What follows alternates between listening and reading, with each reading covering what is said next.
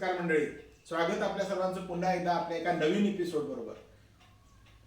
मंडळी, आपलं असं कधी झालंय का की झटकन एखादा पदार्थ करायचा आहे, कमीत कमी साहित्यात करायचा आहे आणि त्याची चव मात्र चांगली असली पाहिजे. आपली ही समस्या आपण आज सोडवणार आहोत.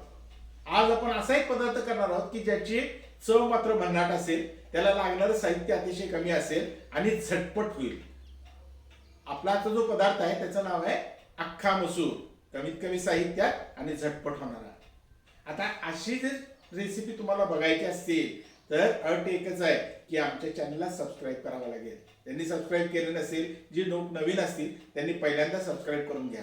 आणि ही जर रेसिपी तुम्हाला आवडली तर त्याला लाईक आणि शेअर मात्र करायला विसरू नका. चला तर मग बघूया आजचा आपला पदार्थ अख्खा मसूर, झटपट होणारा आणि कमी साहित्यात केला जाणार. चला मंडळी, आपण आता आपल्या अख्खा मसूरसाठी लागणारं साहित्य बघून घेऊ. इथं 1 कप अख्खा मसूर घेतलेले आहेत. हे साधारण 1 तासभर भिजवून घेतलेत तरी चालेल. आणि तुम्हाला जर झटपट करायचं असेल तर याला कुकरमधून 1 शिट्टी काढून तुम्ही शिजवून घेतलं तरी चालेल. त्याच्यानंतर कांदा घेतलेले आहेत. इथं कांदे बारीक चिरून घेतलेले आहेत. आपण 2 मोठे कांदे बारीक चिरून घेतलेले आहेत. मसाल्यामध्ये आपल्याला फक्त 2 पदार्थ लागणार आहेत. दालचिनीचा 1 तुकडा आणि 4 लवंगा. आणि याच्याशिवाय हा एक महत्त्वाचा पदार्थ, तो म्हणजे आपल्याला खायचा सोडा लागणार आहे अर्धा चमचा. त्यानंतर आपल्याला लाल तिखट लागणार आहे. साधारण 3 चमचे लाल तिखट लागेल. आणि चवीनुसार मीठ आपण त्याच्यामध्ये घालायचं आहे. आणि याला फोडणी टाकण्यासाठी आपण 1 चमचा तूप आणि त्याच्यामध्ये तेल घेणार आहोत 4 मोठे चमचे. ह्या एवढ्याच फक्त साहित्यामध्ये आपला मस्त चवीचा अख्खा मसूर बनवून तयार होणार आहे. चला तर मग त्याची कृती बघूया आपण. चला तर मंडळी, आता आपण सुरू करूया आपली अख्खा मसूरची रेसिपी करण्यासाठी. गॅस पेटवून घेतलेला आहे आणि गॅसवर एक कढई ठेवलेली आहे. त्याच्यामध्ये आपण 4 चमचे तेल टाकून घेऊया.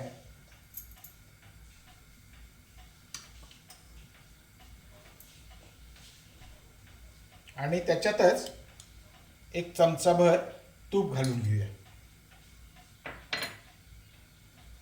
त्याला तूप घातलं की तुपाचा वास अख्खा मसूरला चांगला येतो.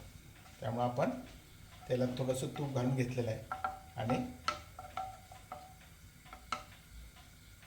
आता याच्यामध्ये आपले गरम मसाले घालून घ्यायचे आहेत. याच्यामध्ये आपण 1 दालचिनीचा तुकडा आणि 4 लवंगा घालणार आहोत.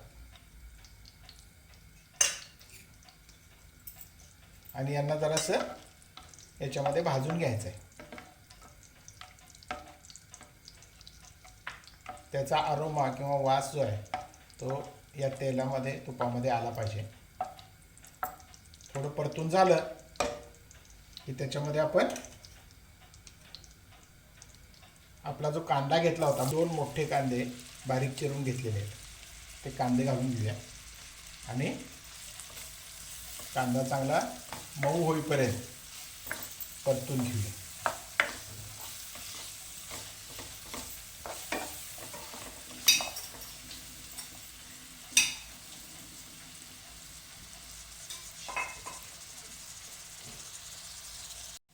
मंडळी, आता आपला कांदा थोडा मऊ होत आलेला आहे. इथं कांदा जास्त भाजायची आवश्यकता नसते. आणि याच्यामध्ये आपला जो महत्त्वाचा घटक आहे खाण्याचा सोडा, तो आपण त्याच्यामध्ये घालून घेऊया. आणि खाण्याचा सोडा घातल्या त्याला साधारण एक रिॲक्शन सुरू झालेली आहे.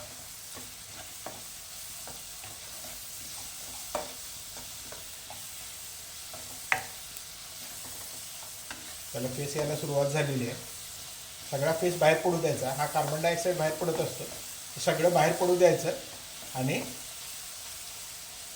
ते बुडबुडे कमी झाले की आपण त्याच्यामध्ये त्याला एक प्रकारचा लगेच वास यायला पण सुरुवात होते कांद्याला या सोड्यामुळं. आणि त्याचीच एक टिपिकल चव जी असती अख्खा मसूरला, ती येत असते. तर या पद्धतीनं कांदा आपला झालेला आहे. आता 2 चमचे मोठे लाल तिखट घातलेलं आहे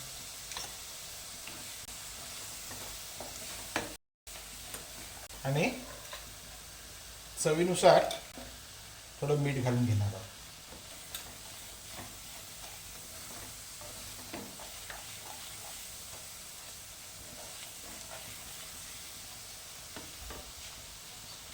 आणि याच्यात आपल्या भिजवलेल्या ज्या मसूर आहेत त्या घालून घेणार.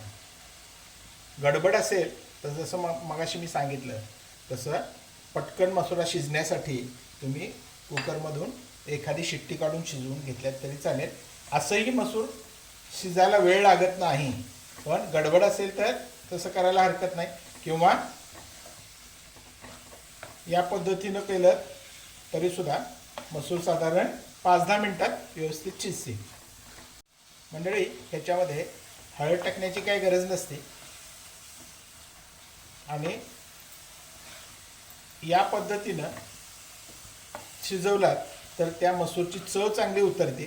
कुकरमधून शिजवून घेतला तर चव तेवढी चांगली येणार नाही, कारण मसुरा सर्व मसाल्याबरोबर एकत्र शिजल्या तर त्याची एक चव वेगळीच येते. आता आपण ह्याच्यामध्ये गरम पाणी घालून घेऊ.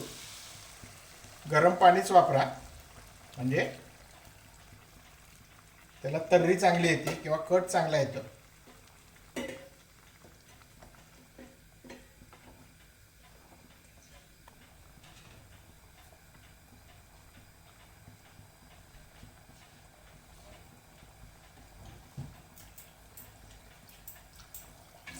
उकळी आलेली आहे.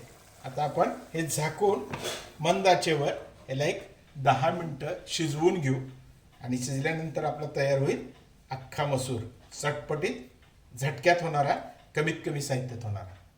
आता आपली मसुरा जे आहेत त्या शिजलेल्या आहेत व्यवस्थित. त्याला व्यवस्थित तर्री आलेली आहे. ह्याच्यामध्ये थोडा तुपाचा फ्लेवर जास्त लागतो, त्यामुळं तुम्ही आणि 1 चमचावरून तूप घातलं तरी हरकत नाही. आणि अनेकांना चुलीवरचे अख्खे मसूर आवडतात आणि त्यासाठी आपण याला एक चुलीवरचा चांगला फ्लेवर देण्यासाठी याच्यामध्ये भगार देऊ शकतो किंवा त्याला आपण धुरी देऊ शकतो. त्यासाठी इथे एक कोळसा लाल करून घेतलेला आहे, त्याच्यावर 2 लवंगा घाला आणि त्याच्यावर थोडं तूप टाकून घ्या आणि हे बंद करून ठेवा थोडा वेळ. म्हणजे आपला अख्खा मसूर जो आहे तो चुलीवर शिजल्यासारखा त्याला फ्लेवर येईल आणि मस्त चव लागेल. अशा पद्धतीनं मित्रांनो आपला तयार झालेला आहे अख्खा मसूर. आता त्याचा धूर कमी झालेला आहे. या पद्धतीनं मस्तपैकी आपला अख्खा मसूर तयार झालेला आहे. हा पदार्थ तुम्ही करून बघा, तुम्हाला नक्की आवडेल.